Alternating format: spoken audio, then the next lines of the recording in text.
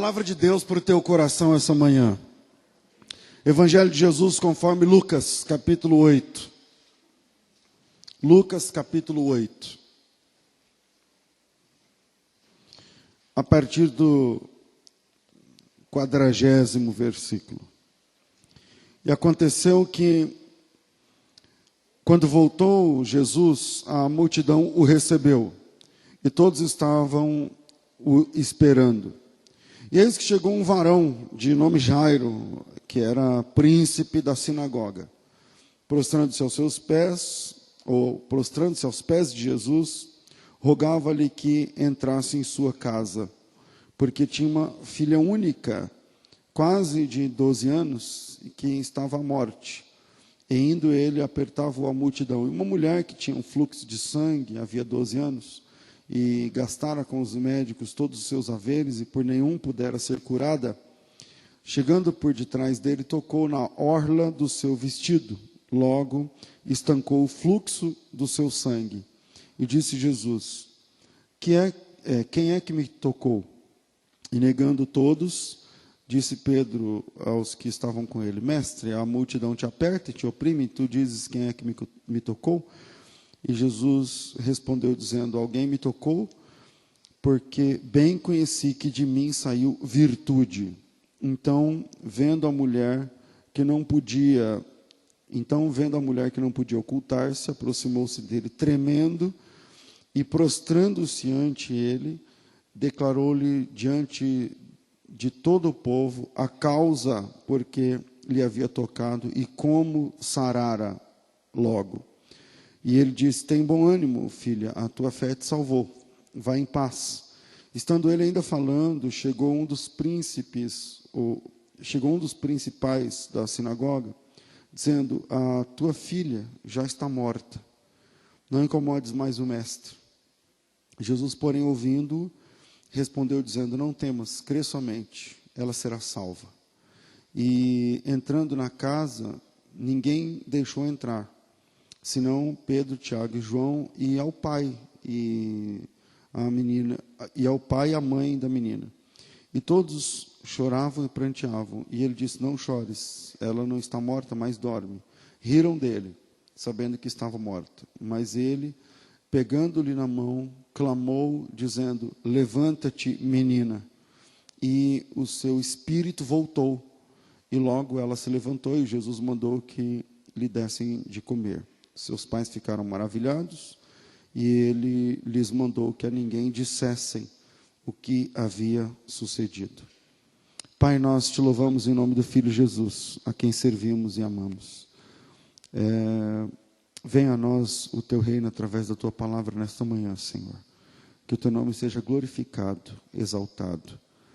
Que pessoas que precisam ouvir a tua palavra, se posicionar diante dela, ouçam, e que eu consiga, mesmo com as minhas limitações, compartilhar a tua palavra do jeito que o Senhor colocou no meu coração. Me ajuda nisso, querido Espírito Santo. No nome de Jesus oramos agradecidos. Amém. O texto começa dizendo que Jesus é procurado por um príncipe. O termo príncipe não é príncipe no sentido da monarquia, tá certo? Naquela época, sim, existiam os príncipes, né, que são filhos dos reis e tal, as princesas e tudo isso, mas no grego do Novo Testamento não é essa a conotação. A palavra grega ali, por trás da palavra príncipe, é a palavra archon, que vem da palavra arche, que significa chefe, que significa o supervisor, o que cuida, o que comanda, o comandante. Daí vem a palavra arquiteto, por exemplo, alguém que comanda uma parte importante. Então, o termo príncipe, que pode significar comandante ou líder, também pode significar principal. Daí vem a palavra príncipe, tá certo? E quando a Bíblia fala príncipe da sinagoga, né, que é o versículo de número 41, veio um homem chamado Jairo, ele era príncipe da sinagoga, né? Esse príncipe da sinagoga fica em português, mas em hebraico é o chefe, o geral, o oficial ali, o cara que está acima do pessoal ali na sinagoga. Numa sociedade judaica, a sinagoga é um ponto importante. Numa sociedade judaica, dentro da capital, em Jerusalém, a sinagoga não é tão importante porque tem o templo. Então, na capital, se está em Jerusalém, tem o templo, né? E aí a sinagoga fica num papel meio que secundário da situação. Mas nós estamos falando não da capital, nós estamos falando da Galileia. Jesus era galileu e o texto aqui está falando da Galileia. Ele está, na verdade, às margens do Mar da Galileia. Essa cidade não é Cafarnaum, porque logo depois Jesus está voltando para Cafarnaum. Então não é Cafarnaum, talvez Tiberíades, alguma outra cidade litorânea ali na praia, né, na orla do Mar da Galileia. Mas certamente nós estamos falando de uma cidade da Galileia. E numa sociedade judaica, Galileia, a sinagoga é muito importante, porque lá ninguém vai ao templo. Quando vai, é uma vez por ano, e é um evento. Fora o templo, já que eles não têm templo porque eles são da Galileia, o centro mais importante da reunião da sociedade, então, é a sinagoga. E o Jairo, ele é o principal dessa sinagoga. O Jairo é, portanto, uma pessoa extremamente importante dentro da sociedade. É a primeira coisa que a gente tem que começar a entender para a palavra dessa manhã. O Jairo, sim, ele era um homem muito importante dentro daquela sociedade. E a outra informação que a gente tem é que ele tinha uma filha que não estava bem.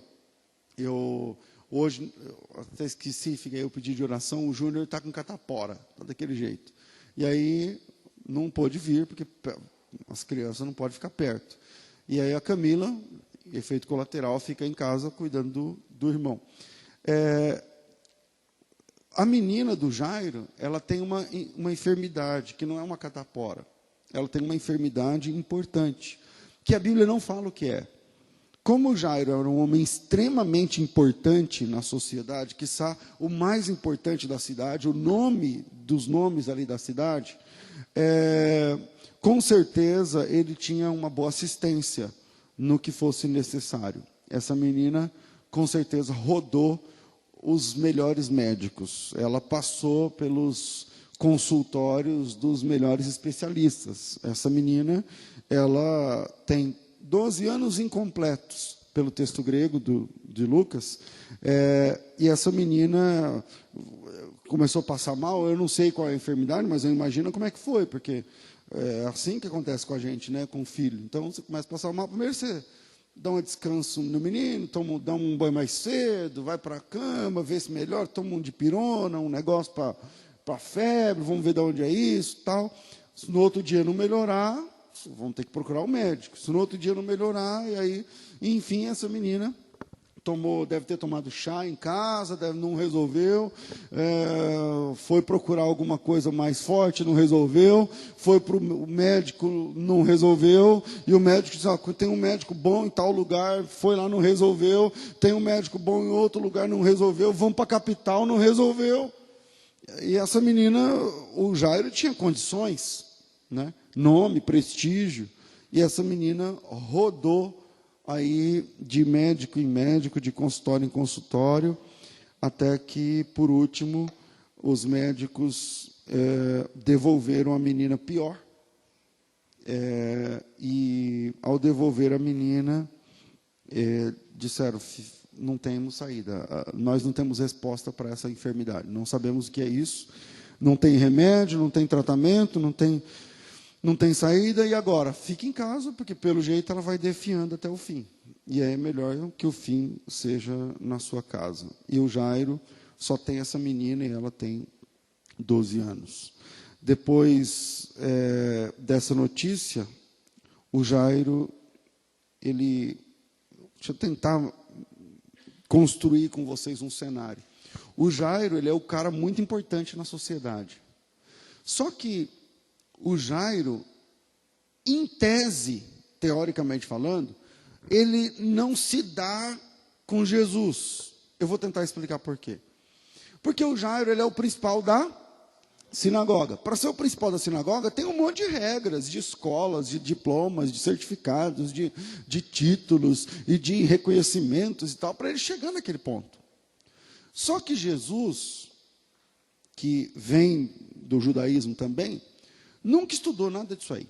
Jesus nunca frequentou uma escola teológica. Jesus nunca... E aí Jesus, ele é um emergente.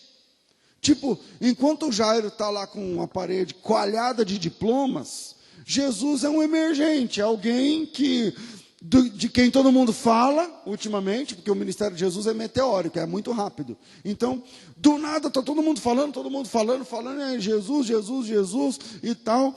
E o Jairo fica pensando, esse cara estudou onde? Esse cara, quem é o mestre dele? Porque tem esse lance dentro do judaísmo. Aos pés de quem ele aprendeu? Qual é a teologia dele? Porque, à época, a teologia se dividia em duas partes, a teologia judaica. Ou o cara era discípulo de um rabino muito famoso chamado Shammai, que a gente fala Shammai, ou ele era discípulo de um outro rabino muito famoso chamado Hillel. E aí o cara ficava pensando, mas pelo que ele fala, ele não é nem da escola de Hillel, nem da escola de Shammai. E aí, esse cara é da onde? Então, o Jairo, em tese falando, hipoteticamente falando, ele e Jesus não iam se dar a mão numa festa, por exemplo, porque é outro esquema. Jesus é entre os pobres, Jesus está ali de barco de pescadores, de cima do barco mesmo ele prega e tal, e cura um e cura outro e tal. O Jairo não. O Jairo é um cara de 5 estrelas, é um cara que, se fosse hoje, tinha um carro aí que soma aí 6 dígitos para comprar. O Jairo ele é o cara da religião. Então, ele estudou, ele chegou onde ele chegou, ele está onde ele está, ele tem os seus pares. Quando ele chega em Jerusalém, tem sala para o Jairo lá no templo. Enfim, o Jairo é o Jairo. E Jesus é da plebe, Jesus é dos pobres, Jesus é um emergente. E o Jairo já está na situação há muitos anos. E o Jairo, ele sabe muito bem quem é Jesus, porque o Jairo é galileu. Jesus também é galileu. E ali na Galileia, o assunto que rola é o quê? É o ministério de Jesus. O Jairo, com certeza, já conhecia pessoas que foram curadas. Ele podia lembrar, por exemplo, do rapaz que tinha a mão toda ressecada e que dentro da sinagoga Jesus curou o cara. E o Jairo é o líder do negócio. E aí o Jairo já pegou na mão desse cara, sabendo que foi um milagre operado por Jesus. Ou a mulher que andava encurvada, que também foi dentro da sinagoga, eu não lembro agora quantos anos, parece que foram 18 anos, que ela andou encurvada, corcunda, e Jesus restaurou essa mulher dentro da sinagoga. Ou endemoniado, que um homem cheio de demônios, que entra dentro da sinagoga para afrontar Jesus, e Jesus expulsa o demônio e o cara fica normal. E o Jairo tem de lidar com isso. Se por um lado a teologia de Jesus não é legal para ele, por outro lado é uma coisa que funciona. Quer dizer, é o método empírico. Está funcionando, por isso está crescendo, porém o Jairo é de uma escola e Jesus é de outra, o Jairo é de um lado, Jesus é de outro, né? Mas como Jairo também é galileu, ele com certeza era o líder religioso que mais, abre aspas, sofria, né? Com o crescimento do ministério de Jesus. E ele sabe que quando a menina volta para casa, para morrer em casa, ele sabe que Jesus poderia curar essa menina.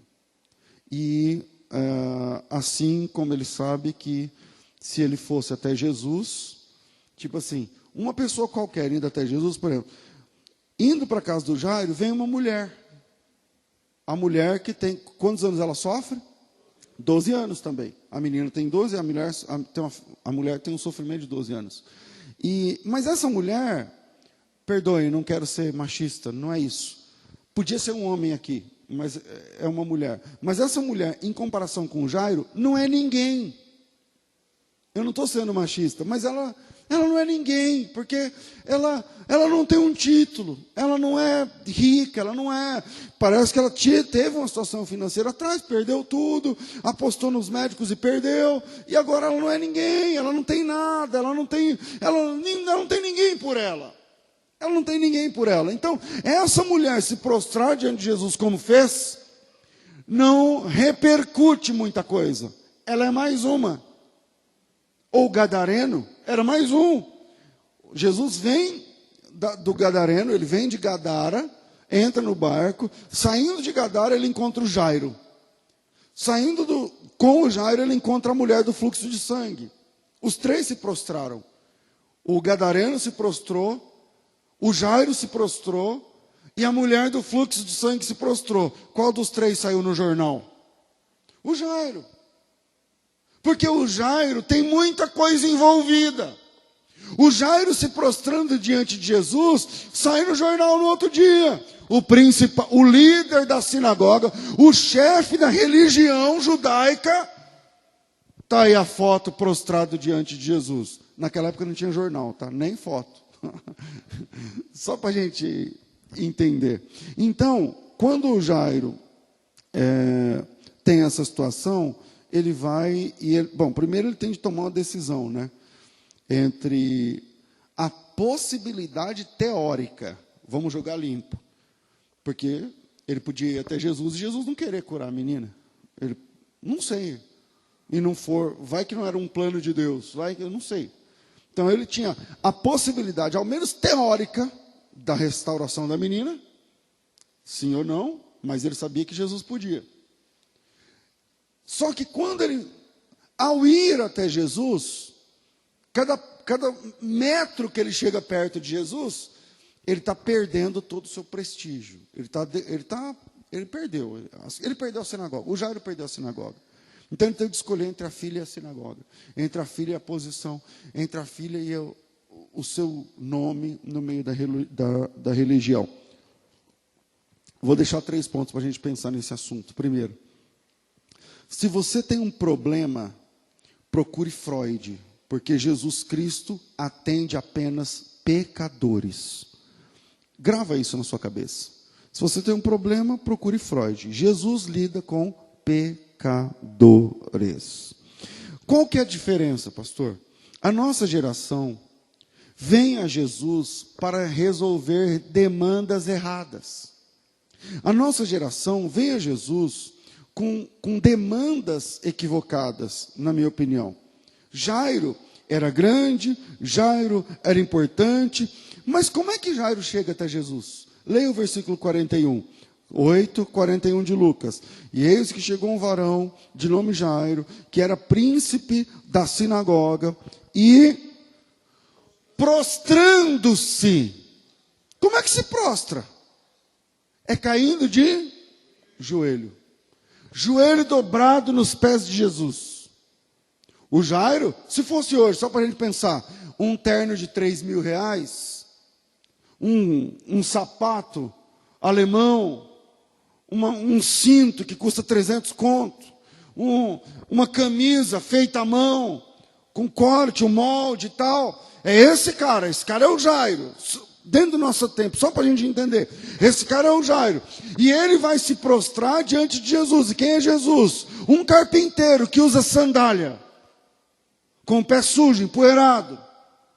Roupa normal. Se fosse hoje uma calça jeans, uma camiseta. Está aí andando, um tênis sem marca. Se fosse hoje, só para a gente pensar.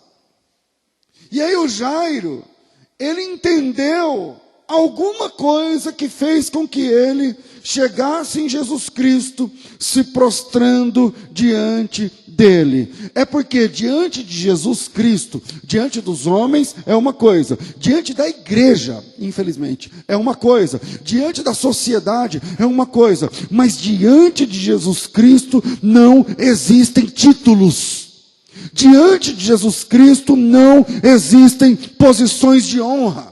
Diante de Jesus não existem sobrenomes, não existem cargos, não existem funções, não existe eu sou fulano, eu sou Beltrano, porque o meu sobrenome é tal, porque o meu pai é não sei o quê, porque no meu banco eu tenho tanto, porque o meu carro é esse, porque a minha fazenda, porque o meu dinheiro, porque a minha empresa, porque o meu negócio, porque o meu projeto. Diante de Jesus Cristo todos somos pecadores. Sem títulos, sem nomes, sem sobrenomes importantes, sem política. Diante dele somos pecadores. Você pode impressionar pessoas. Você pode impressionar as pessoas que estão em volta. Aliás, você pode impressionar a mim. Não sei, talvez. Você pode impressionar até quem já te conhece, você pode impressionar quem não te conhece, mas diante de Jesus Cristo você é apenas um miserável pecador.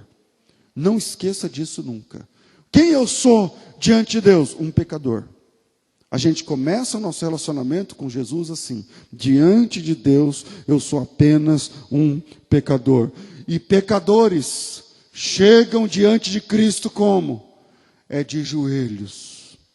Pecadores chegam diante de Jesus assim, de joelhos. Por que a gente se ajoelha? Porque a nossa posição não resolve nada. O nosso nome não resolve nada. A nossa altura não resolve nada. O nosso sobrenome, o nosso poder humano não resolve nada. Nicodemos tentou intimidar Jesus. João capítulo 3, muito displicentemente você percebe isso no texto. E aí tem lá um dos mestres, né, João capítulo 3, eu lembro de cor, mas eu não sei se eu vou lembrar exatamente, eu não quero errar. Então vamos lá, João capítulo 3, e havia entre os fariseus um homem chamado Nicodemos, príncipe dos judeus. Outro cara na mesma posição do Jairo, só que agora em outra cidade. E esse foi ter de noite com Jesus e disse: Rabi, sabemos que és mestre vindo de Deus, porque ninguém pode fazer os sinais que tu fazes se Deus não fora com ele, porque não sei o que. O que o Nicodemos está querendo? Ele é mestre, ok? Ele é o principal da sinagoga, ele manja do negócio. O Nicodemos é um cara muito importante, então ele chega até Jesus de noite, quer dizer, VIP, só ele, não tem, porque Jesus de dia ninguém chega perto. E aí ele chega diante de Jesus de noite e fala assim: olha, falando no plural, perceba a sagacidade. Sabemos que tu és mestre vindo de Deus. Como é que sabemos? Quem sabemos? O sabemos que ele está falando? Nós, os estudiosos, nós da comunidade importante, nós, os mestres, os líderes, os príncipes da sinagoga, a gente, analisando a sua vida, pesquisando os registros a seu respeito, confrontando com textos bíblicos, porque somos mestres, porque a gente manja do negócio, sabemos que o Senhor é vindo de Deus, porque ninguém pode fazer essas coisas se Deus não for. Primeira palavra de Jesus para o Nicodemos, não foi: olá, tudo bem, boa noite. Não foi: quer sentar, vamos conversar sobre Bíblia, teologia, você quer teologar esse assunto? Primeira coisa que Jesus fala para Nicodemos é: cara, você precisa nascer de novo. Primeira coisa que Jesus fala para ele é que ele precisa nascer de novo. Ou seja, a nossa posição não resolve nada. Nicodemos tentou. Zaqueu tentou. Funcionou? Não funcionou. Não funcionou. Diante de Deus, você é um pecador, que pode ser arrependido ou não, mas você é um pecador, que pode ser tratado ou não, em tratamento ou não, mas diante de Deus, cara, Não são seus títulos, seu esqueminha. Não, é que o meu jeito é assim, pastor. Deus sabe lá no fundo que eu também me prostro, mas é que o meu jeito. Como é que você chegou hoje? Como é que você chegou hoje aqui? Eu estou para dizer, eu vou falar porque foi Deus que me deu essa palavra quando eu estava escrevendo esse sermão agora, minutos atrás no gabinete. O Espírito Santo colocou no meu coração. Pode falar. Pode falar que a maioria não dobrou o joelho hoje na igreja. Eu não sei, eu não estava aqui. E também não perguntei. Mas se eu fosse pedir sinceridade, eu tenho certeza que o que Deus falou para mim é a verdade. Como é que você chegou hoje aqui? Você tem problema para dobrar joelho? Você tem problema para se prostrar? Você tem problemas para se render? Você tem problemas para se humilhar diante de Deus? Não, pastor, não é isso não. É que hoje em dia, é minhas costas, que hoje em dia que eu cheguei em cima, é que hoje em dia, essa é a nossa geração. Cheia de desculpinhas, cheia de lero-lero, de conversa. Não, mas é que comigo, não, pastor, eu fico bem aqui, aí o pessoal ora, aí eu fico aqui, ó, assim, ó, e tal, não sei o que. Qual que é o problema em se prostrar? Qual é o problema em dobrar o joelho diante da santidade de Deus? Diante de Cristo? Que tem resposta para a tua vida, para a tua casa. Qual que é o problema? Em dobrar o joelho e se humilhar. Qual que é o problema em se prostrar? Porque se você tem problema em se prostrar, eu vou dizer uma coisa, eu vou mostrar para você um texto, que eu não sei se vai ser bom. Filipenses 2,5. Para alguns é maravilhoso, para outros é um desespero. Diz assim: de sorte que haja em vós o mesmo sentimento que também houve em Cristo Jesus, o qual, existindo na forma de Deus, não teve por usurpação o fato de ser semelhante a Deus, mas assumiu a forma humana, e sendo achado na forma de homem, foi obediente até a morte, e morte de cruz, pelo que Deus o exaltou soberanamente, e lhe deu um nome, que é sobre todo nome, para que ao nome de Jesus se dobre todo joelho, para que ao nome de Jesus se dobre todo joelho, para que ao nome de Jesus se dobre todos os joelhos, no céu, na terra e debaixo da terra, até que toda língua confesse que Jesus é o Senhor. Glória a Deus. Eu não sei se essa notícia é boa. Mas eu vim aqui para te dar um toque. Um dia o seu joelhinho vai dobrar. Com dor nas costas ou não, com dor nos joelhos ou não, com frescura ou não, um dia o seu joelho vai dobrar. Agora, se é para você entrar do lado direito ou do lado esquerdo, é outro departamento. Isso aí é outro departamento. Que você vai se prostrar, isso vai, meu amigo. Isso vai acontecer. Não, pastor, né? o senhor exagera. Então, máscaras funcionam bem com as pessoas. Máscaras funcionam bem comigo. Então, se você falar para mim, né, pastor, essa palavra aí, eu não dobro o joelho, mas é porque eu segui minha mãe, meu pai, meu serviço, meu horário. Eu cheguei na igreja, já tinha começado o culto, falei, eu não vou nem dobrar, então, isso aí funciona comigo, funciona bem comigo. Você sabe que qualquer desculpa cola para mim. Então, pastor, não vai dar, não sei o que, eu falei, tá bom, meu irmão, tá bom, beleza. Mas Jesus Cristo, que é o Senhor, Ele te enxerga sem máscaras. Ele enxerga você sem desculpinha, sem lero-lero.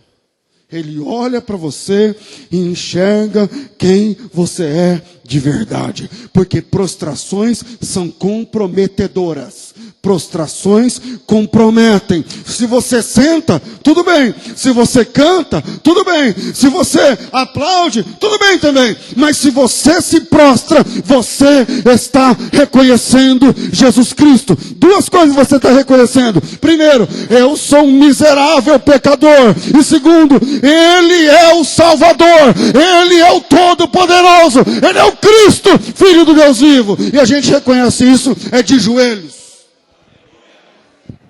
O Jairo chega em Jesus, ele é poderoso, ele tem nome, ele é o pai, ele é o cara e tal, mas quando ele olha para Jesus e Jesus olha para ele olha para Jesus e ele pensa na sua casa, e ele olha para Jesus e ele pensa na sua realidade, e ele olha para Jesus e ele olha para suas roupas novas e boas, e ele olha para Jesus, ele não aguenta, e ele cai de joelhos diante de Jesus Cristo, dizendo: Senhor, tem misericórdia de mim. Aleluia. Então, se você tem problema, vai para o Freud. Agora, se você é um pecador, o seu lugar é prostrado aos pés do Senhor Jesus Cristo. Segundo, encontros externos não são o bastante. Encontros externos não são o bastante. E esse é o problema do nosso tempo. A intimidade com Deus se resume a 1 ou 2 encontros semanais numa comunidade. E eu vejo isso.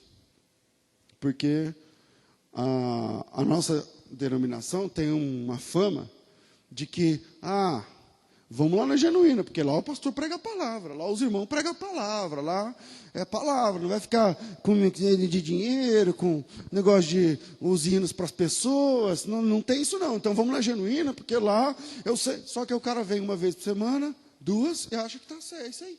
Acha que a vida com Deus, o andar com Deus, a conversão, que a mudança de vida é operacionalizada, porque ele vem no culto aqui.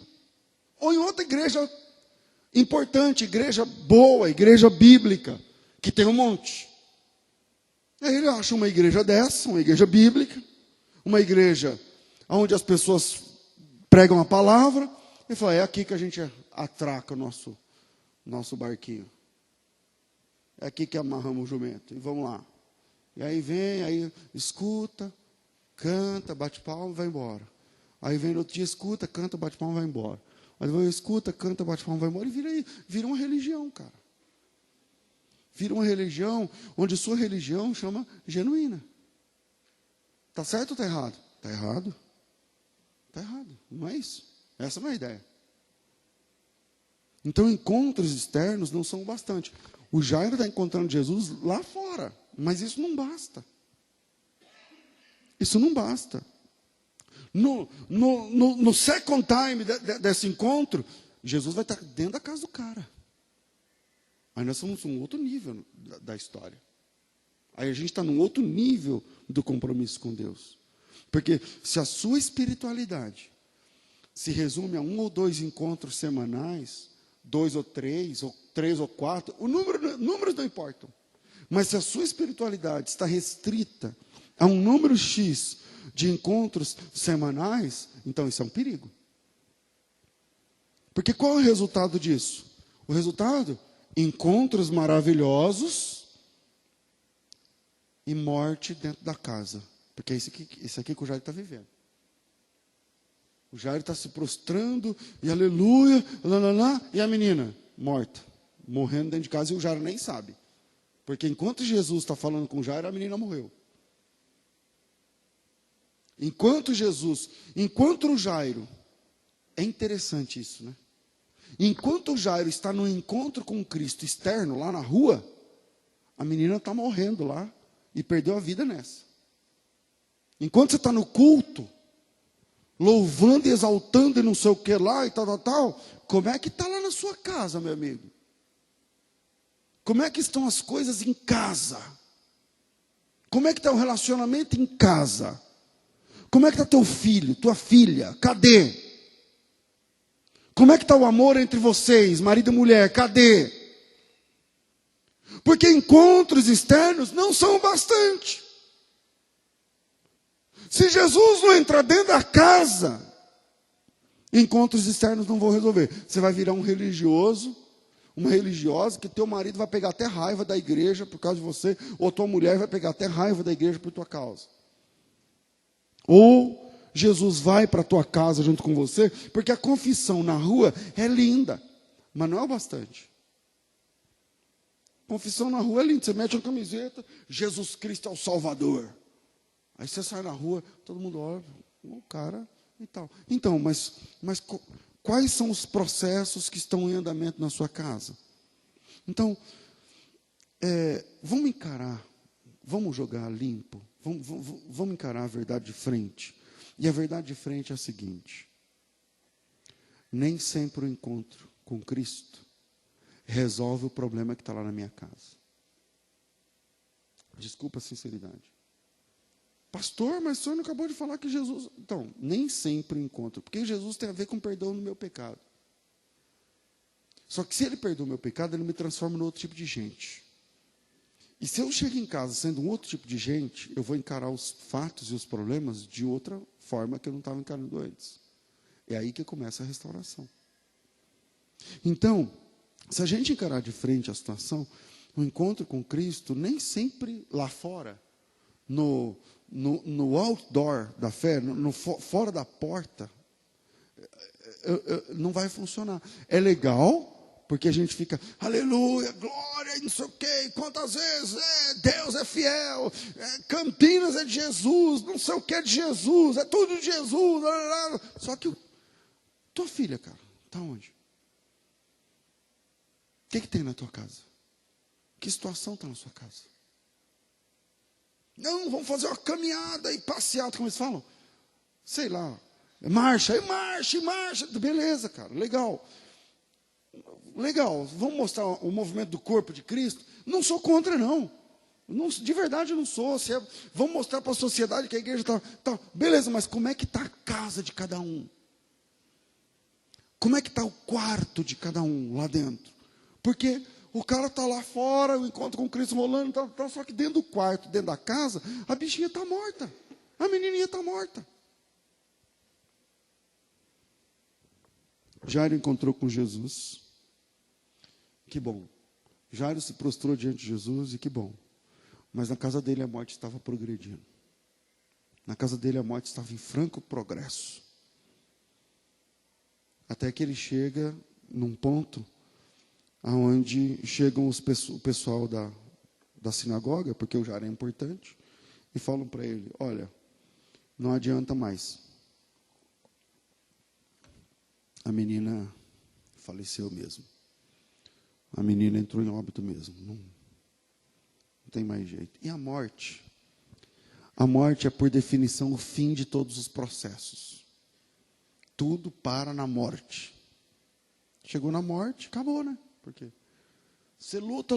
Já assistiu aqueles filmes de médico, que o médico está tentando. Aí, quando ele vê que não tem saída, ele fala, cobre, vamos embora, vamos almoçar, agora acabou. Não tem mais o que fazer. Antes da morte, você corre atrás, investe, é dinheiro, vamos correr atrás do dinheiro. Então vamos correr atrás.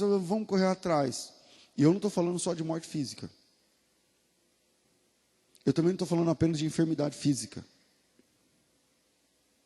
Eu estou falando de situações e processos de morte que se instauraram no emocional, inclusive. Onde a pessoa chega e fala assim para a outra, você morreu. Eu não acabou. Essa palavra é o fim, porque acabou.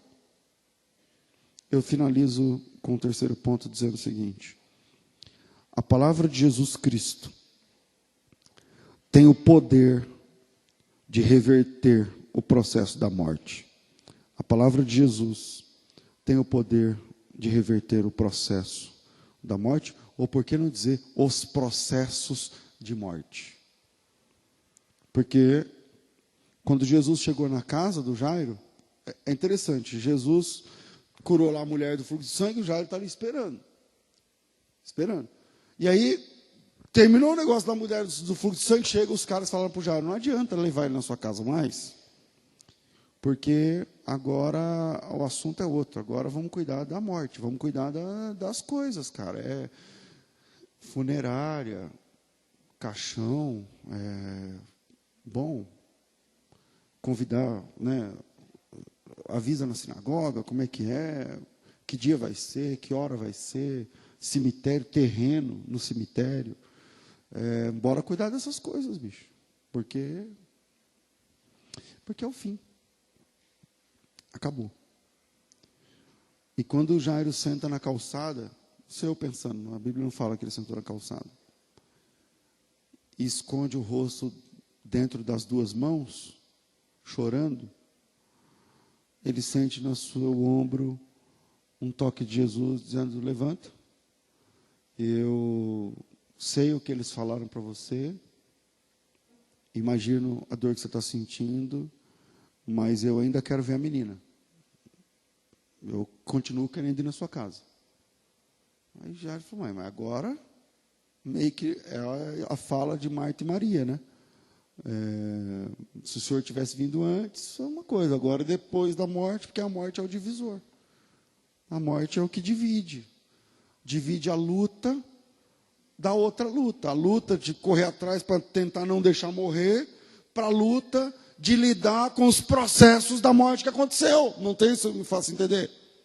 E aí, quando Jesus fala para Jairo: eu ainda quero ver a menina, eu acho que o Jairo vai, mas já sem aquela fé, né, e tal, enfim.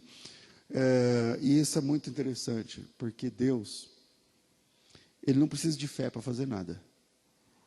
A sua fé não alimenta Deus. A sua fé não deixa Deus mais forte. A sua fé não deixa Deus mais poderoso, e a sua falta de fé não deixa Deus mais fraco. Deus é Deus. E Ele não precisa nem da sua fé para fazer nada. Logo, a sua fé, ela fortalece só você mesmo. A sua fé, ela ajuda você mesmo. E aí o Jairo não sabia disso. O Jairo falou: monstro, tal. E aí Jesus falou: eu quero ver a menina. Vamos na sua casa. Está no meu compromisso de hoje, eu vou na sua casa. E aí, quando Jesus chega na casa, ele encontra o pessoal chorando. Tem aí o texto. Isso aí era meio que também uma profissão, porque as viúvas, a única coisa que elas podiam fazer para ganhar dinheiro, já que não podia trabalhar, não sei o que lá, era funcionar como carpideiros. Elas sabiam de alguém que morreu, elas ficavam ali, choravam e tal, jogavam pó sobre a cabeça, toda uma questão na cultura deles. E aí o dono da casa, a dona, né, imagina, a minha filha morreu e está todo mundo, essas 4 mulheres aqui chorando, eu vou ajudar elas com alguma coisa. E aí, quando Jesus chega, está esse pessoal aí, chorando, a mulher, a mãe, talvez chorando, enfim, está o clima de velório dentro da casa e a menina dentro do quarto morta. E os processos, né, as pessoas estão agora cuidando dos processos e das consequências da morte numa família. Tipo, acabou. Acabou. Então agora vamos falar de quê? De caixão, de cemitério, de data, de enterro, de velório, de cortejo, de funeral, de avisos, de roupa, enfim, de tudo isso daí. De tudo isso aí. É nisso que a gente se ocupa agora. Quando Jesus chega eles estão ocupados e chorando, cuidando da logística do problema que a morte dentro daquela casa gerou. E, bom, a gente está aqui numa comunidade para louvar a Deus, e a pergunta é: como é que está a sua casa lá agora? Em que logística você está envolvido agora? Do que é que você está cuidando hoje em dia?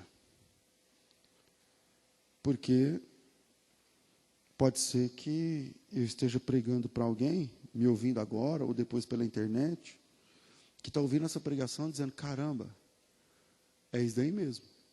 Só a diferença é que o que morreu não foi a minha filha, mas foi o amor pelo meu marido. Isso tornou a convivência impossível. Ou pela minha esposa, ou respeito, ou enfim, não importa aqui. Mas o que é que está acontecendo na sua casa enquanto você está aqui hoje? qual é a logística que a tua casa está obedecendo, enquanto você está encontrando-se com Jesus Cristo, fora da porta, fora da casa. A palavra de Deus tem poder. A palavra de Deus tem poder para reverter processos humanamente irreversíveis. A palavra de Deus, a palavra de Jesus tem poder. Quando Jesus entra na casa, todo mundo chorando, ele falou assim, não precisa chorar, ela vai viver. Você, como vai viver? Digamos que o médico que constatou o óbito estivesse lá. Você está de brincadeira. Eu vi, eu sei do que eu estou falando. O senhor não sabe o que o senhor está falando, mas eu sei do que eu estou falando. Eu sei o que eu vi. A morte é irreversível. E aí, Jesus deixa esse pessoal que só serve para atrapalhar do lado de fora, entra com a família, o pai e a mãe, dentro do quarto da menina com os discípulos. Bom, o texto vocês já conhecem. Não tem novidade o texto. Jesus vai falar para a menina, levanta, e a menina vai levantar e ela vai viver. Mas, nesse minuto, nesses segundos, entre Jesus entrar no quarto e falar para a menina, levanta, Jesus está entrando no quarto, o Jairo está choroso, a mulher dele também, e a menina está morta. E a menina está morta. Escuta com os olhos da fé isso daí que eu vou falar. É como se Jesus chegasse para Jairo e dissesse assim, Jairo, o que você olha, o que você enxerga olhando para essa menina? Morte, cemitério, perda, fim. Tristeza, luto, dor, e uma dor insuportável que vai acompanhar minha família o resto da vida. Ok. Está vendo essa menina morta? Está vendo esse cadáver?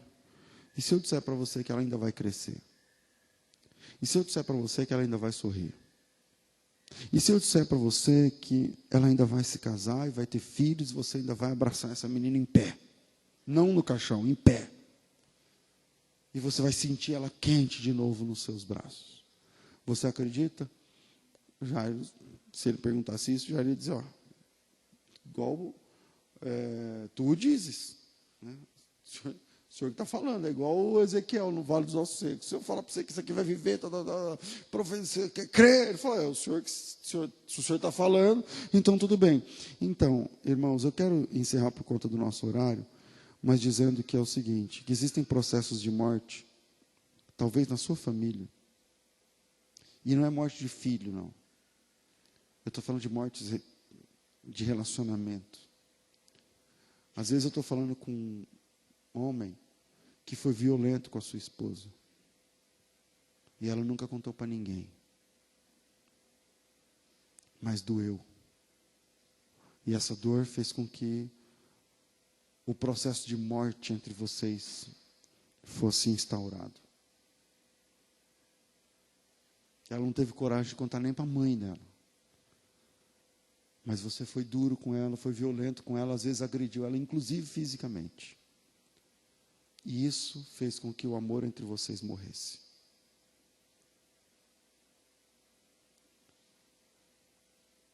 Quem sabe, alguém está aqui hoje ouvindo essa palavra, agora olhando para a minha cara,